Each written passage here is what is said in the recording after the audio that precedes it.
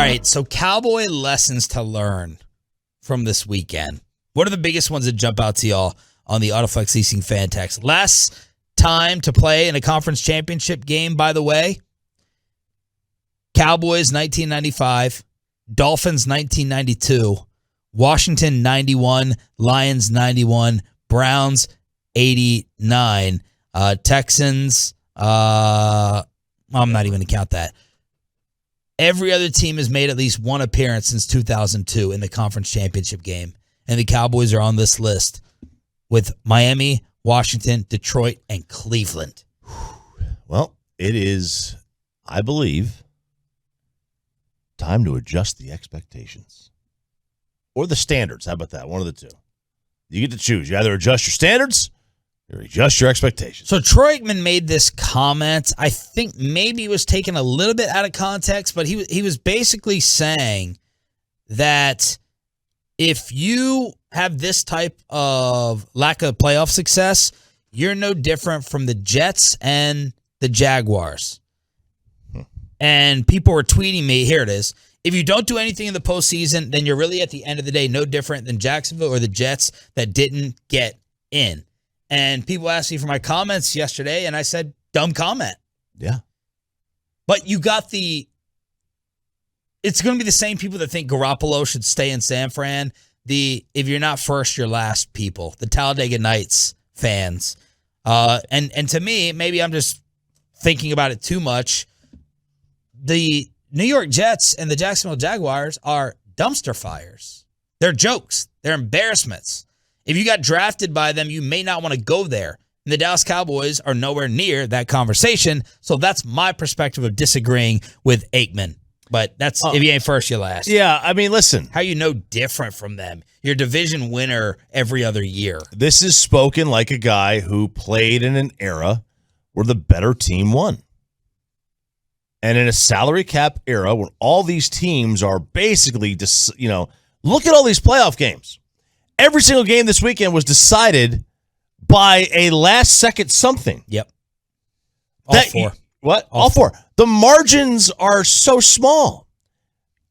When Troy played, he was in the midst of the NFC winning 16 straight Super Bowls. None of those games were really particularly close except for maybe like 3. They were blowouts. You don't have blowouts in the NFL like that anymore in the postseason. You just don't. These games are decided, and when they're decided like that, that leaves open bad luck, good luck. The ball bounces this way. You get a bad call. I mean, a drop pass, like whatever. Your margins are just so slim, and it's just a dumb way to look at it. Game management. Mike Vrabel got called out for some game management stuff. Let's just go around the league, right? LaFleur never fixed special teams.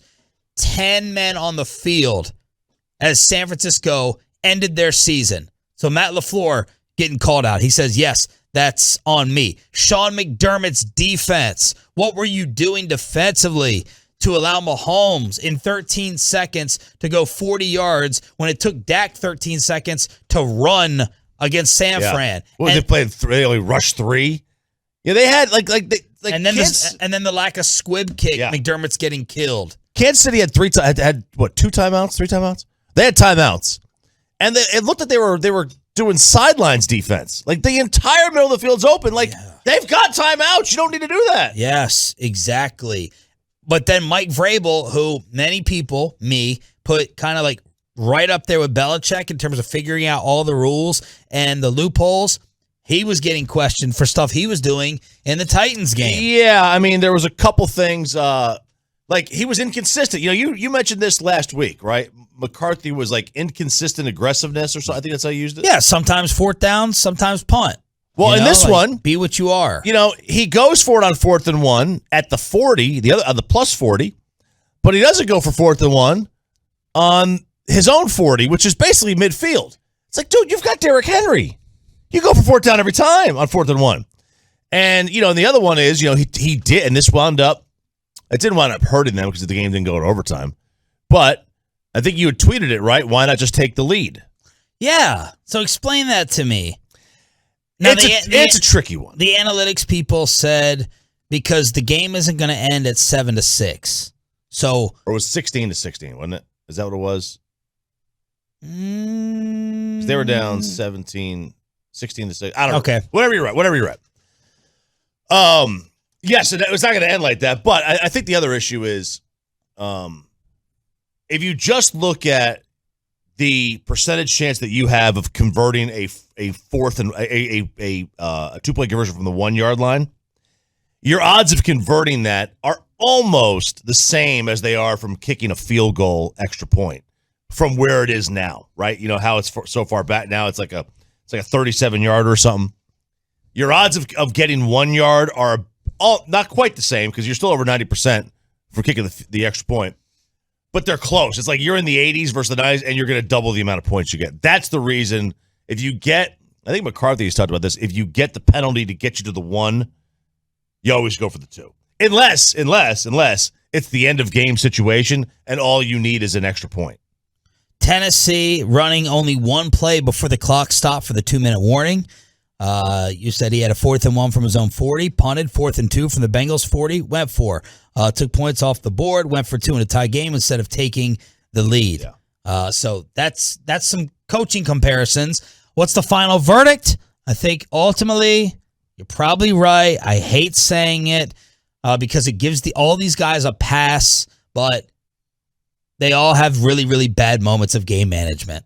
It's not just McCarthy. They all have humongous, big, major screw-ups. So that's one lesson. Any other lesson that you got? Couple of lessons this weekend. I mean, I think some of the bigger lessons were, if you were to look at this from a Cowboys perspective, I don't know that that I have a definitive answer on what this quarterback is capable of doing. Yeah, this is the big one that many people were pointing out last night.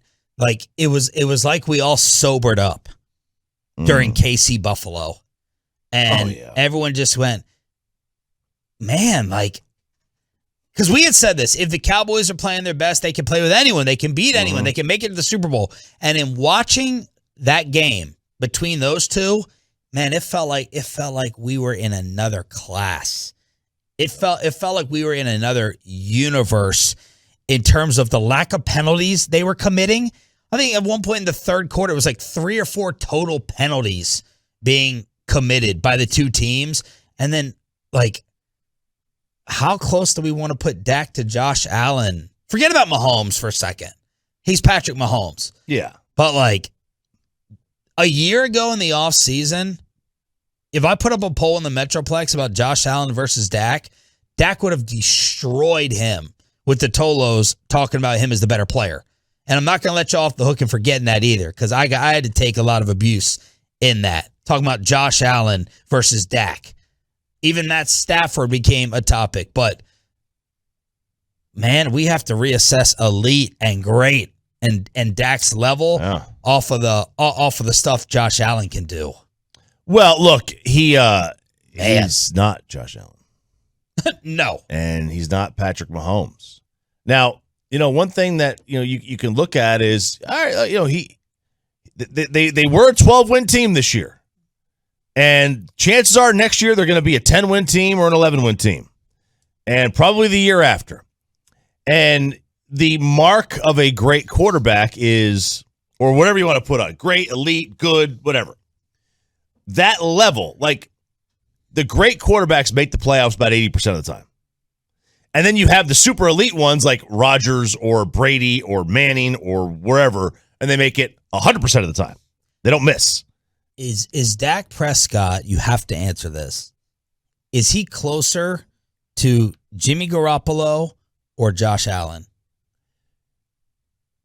Well, he's closer to Jimmy Garoppolo. But Jimmy Garoppolo this year was closer to Josh Allen than Dak Prescott was, if you believe the advanced metrics. But yes, no, he's closer to Carr, Tannehill, Stafford. I think Dak Stafford passed him, or are we in the same discussion? I think they're in the same discussion. I mean, if you wanted to tell me Matt was better, I'm not going to fight you. I mean, there are things that Matt can do that Dak can't. Right. And I mean, There's a reason Matt was picked number one. And I know sometimes I harp on the number one on the draft pick spot a little bit, but like they don't take. Matt will kill you with more mistakes, but I mean he's got special arm talent. Look, guys are taking one for a reason. You know, like you've got something different. You've just got something different, and they also miss. I mean, they missed on Russ, they missed on Dak, they missed on Brady. But yeah, no, he's closer to Carr and Tannehill and Garoppolo and Stafford than he is to Mahomes and Josh Allen and Rodgers and Brady. But you know, those four guys. Well, let's just leave Josh Allen out because he is a little bit still young. But Brady and Mahomes and Rodgers are going to be in the discussion for the greatest quarterback that ever lived.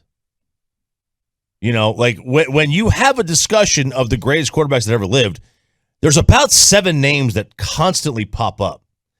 And, you know, Dak's just not going to be in that group. And that's fine. Like, you know, like that's a hell of a group to be in. Yeah. And, you know, you're not going to, those guys don't grow on trees.